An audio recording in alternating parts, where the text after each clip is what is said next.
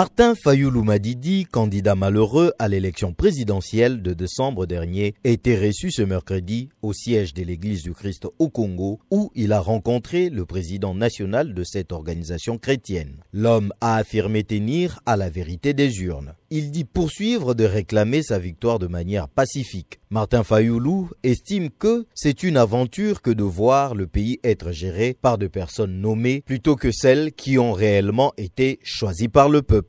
Ceux qui sont à l'Assemblée nationale aujourd'hui n'ont pas gagné. Il y a beaucoup de nommés, comme celui qu'on prétend être président de la République. Il a été nommé. Ceux qui sont dans les assemblées provinciales maintenant ont été nommés. Il y a des requêtes qui ont été déposées dans les cours d'appel et à la Cour constitutionnelle. Mais ces requêtes, mais pourquoi? Parce qu'il n'y a pas de PV. Comment on va récompter les voix? Donc nous sommes dans une aventure que personne ne maîtrise. Et le cardinal Mosengo, vous l'avez suivi, il a dépeint la situation. On ne peut pas dans un pays vivre avec le mensonge. Selon Martin Fayulu, il serait préférable qu'on refasse de bonnes élections afin de statuer une fois pour toutes sur les personnes qui ont réellement gagné dans chaque scrutin. Dans ce cas-là, rentrons aux élections. Allons-y, refaisons les élections comme il est demandé par Juan Guaido au Venezuela. Dans 6 mois, dans 7-8 mois, refaisons les élections pour savoir qui réellement a gagné l'élection présidentielle, qui réellement a gagné l'élection législative provinciale ou législative nationale. Le président de l'ECD trouve étrange que ceux qui ont échoué aux élections soient considérés comme vainqueurs et ceux qui ont gagné comme les perdants. L'Église du Christ au Congo ECC appelle les députés provinciaux à la conscience nationale. Elle les invite à bannir la corruption dans le cadre de la désignation des futurs sénateurs et gouverneurs. Cette église l'a fait savoir au cours d'une communication lue par son porte-parole Eric Nsenga lors d'une conférence de presse tenue ce mercredi à son siège de la commune de la Gombe. L'Église du Christ au Congo exhorte les acteurs politiques à se baser sur le critère de moralité pour la désignation du Premier ministre et les futurs membres du gouvernement. En même temps, l'Église du Christ au Congo réitère l'appel à la conscience nationale adressé aux députés provinciaux en vue de rationaliser les choix des sénateurs, des gouverneurs, de manière à ne pas laisser place à ces fléaux que nous ne cessons de dénoncer, à savoir la corruption. Au regard des attentes sociales énormes de la population et de l'engagement collectif de voir arriver véritablement un changement dans la gouvernance de l'État, l'Église du Christ au Congo recommande l'accélération de certains dossiers restés en souffrance en justice sur le détournement de deniers publics.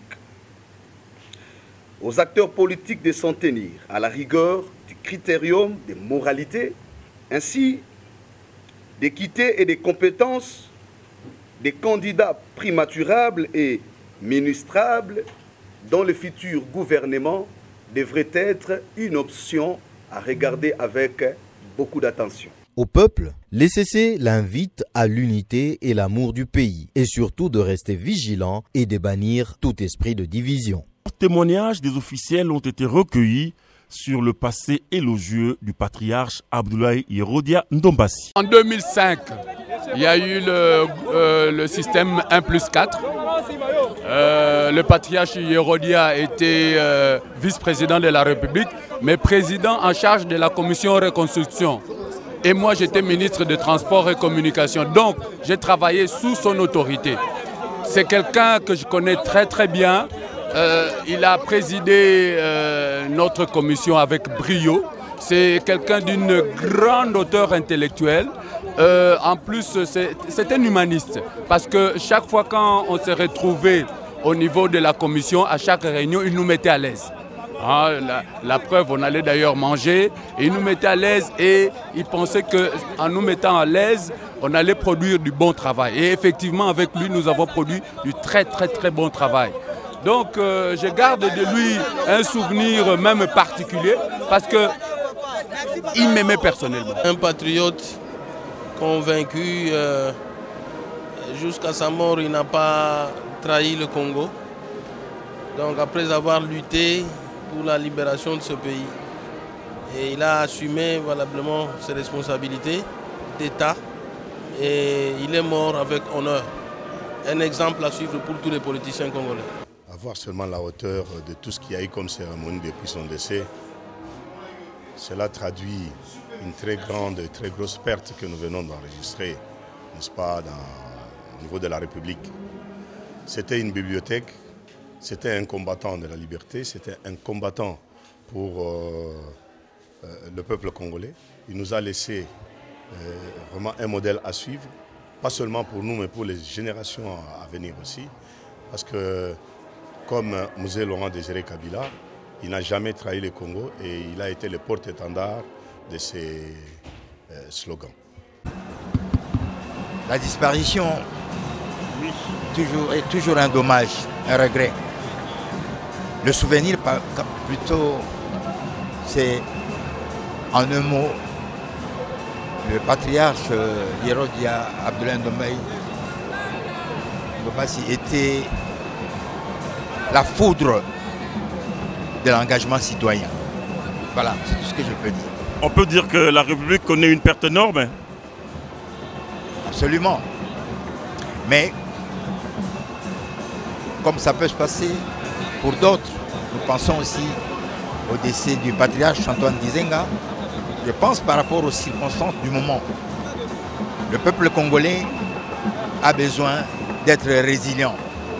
Nous avons besoin de la résilience de notre population pour affronter l'avenir. Qu'il s'est trempé dans une quelconque malversation financière. Et donc il a été un modèle, mis à part le fait que ça a été un patriote.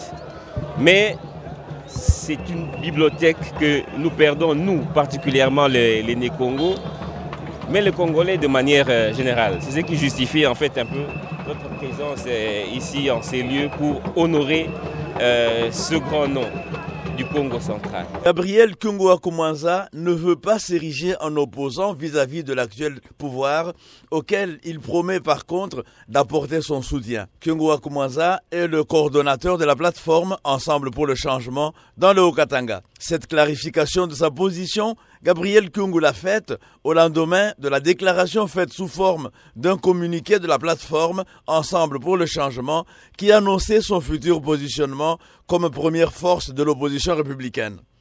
Gabriel Kyungu s'est dit très content qu'Ensemble ait enfin clarifié sa situation qui commençait à créer de la confusion dans les esprits des membres de cette plateforme que dirige Moïse Katumbi Chapwe. Selon Gabriel Kyungu, le grand point qui préoccupait son regroupement politique était de reconnaître ou non Félix Tshisekedi comme président de la République. Cette question ayant été clarifiée, toute confusion est donc lavée, a déclaré Gabriel Kyungu-Akumanza. Pour lui, le chef de l'État, le président de la République actuelle, s'appelle Félix-Antoine Tshilombo Tshisekedi. Kyungu-Akumanza dit cependant mener pour le moment un combat pour les grands principes des droits de l'homme, de justice, de paix et refuse de combattre le pouvoir en place dans lequel il dit se retrouver.